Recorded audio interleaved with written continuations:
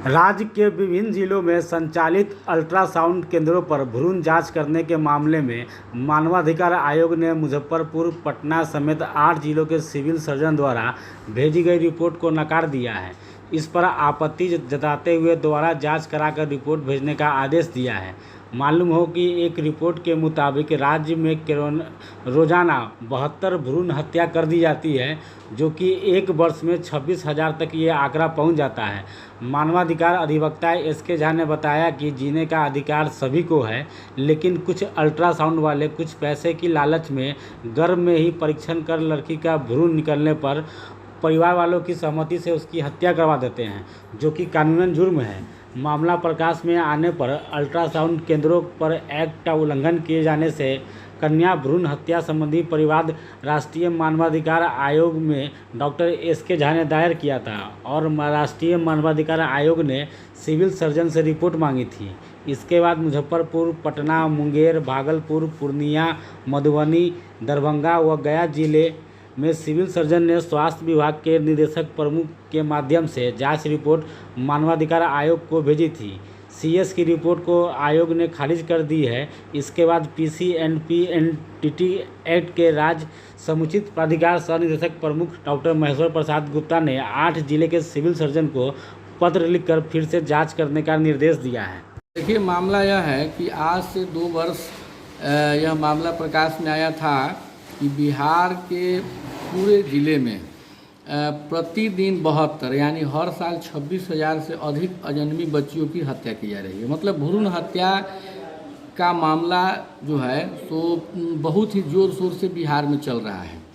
तो इसमें हमें इस बात की जब जानकारी मिली तो हम नेशनल ह्यूमन राइट्स कमीशन में हम एक याचिका दाखिल किए कि जब हम लोग वर्तमान परिवेश में जब हम लोग कहते हैं कि नहीं लड़का लड़की एक समान है, इस समय में भी अगर आदमी पहले ही अल्ट्रासाउंड सेंटर वगैरह सबसे भ्रूण की जांच करवा करके लोग पता कर ले कि यह लड़का है कि लड़की है, अब लड़का है तो छोड़ दिया और लड़की है तो अब उसको ख़त्म कर दिया, ये बहुत ही गलत चीज़ है।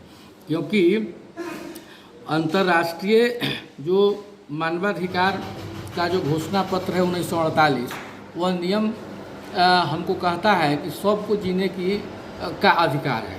और हमारे भारतीय संविधान के अनुच्छेद 21 जो कि हमारे जीवन स्वतंत्रता का जो अधिकार हमको देता है, तो वह एक भ्रूण को भी जीने का अधिकार है।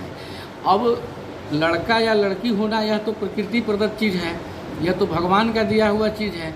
और उसमें अभी क्या हो गया कि हम लोग बात करते हैं लड़का और लड़की को कि नहीं दोनों एक समान है, लड़का लड़की सब एक समान हो गया। लेकिन अब आ जाती है बात कि हम जब भ्रूण की जब बात होती है तो वहाँ पर अब देखता है कि नहीं भ्रूण है तो उसको जांच करवा करके उसको ख़त्म करवा दिया, लड़की है तो ख़त्म करवा दिया, लड़का है तो छोड़ दिया। ये सब बहुत गलत चीज़ है। इसके लिए नियम भी बना हुआ है कि जो भी इसमें पकड़े जाएंगे अल्ट्रासाउंड केंद्र वाले, उनके विरुद्ध दंडात्मक कार्रवाई भी होगी। दूसरी सबसे बड़ी बात है कि हमारे इस आवेदन के आलोक में नेशनल ह्यूमन राइट कमीशन के आदेश पर जांच भी हुआ और जांच हुआ तो इसमें पूरे बिहार का जांच हुआ। इसमें हमें जानकारी मिला है 2-4-5 रोज़ पहले कि इसमें जो जांच रिपोर्ट बिहार से जो गया था, उस जांच रिपोर्ट में 8 जिले की रिपोर्ट, जिसमें एक अपने मुजफ्फरपुर का भी है रिपोर्ट। इन मुजफ्फरपुर को मिला करके 8 जिले की रिपोर्ट को मानवाधिकार आयोग ने खारिज कर दिया है और उनसे फिर से रिपोर्ट मांगा है। इस संबंध में मुजफ्फरपुर सिविल सर्जन महोदय के स्तर से इसमें जांच टीम भी गठित की गई है।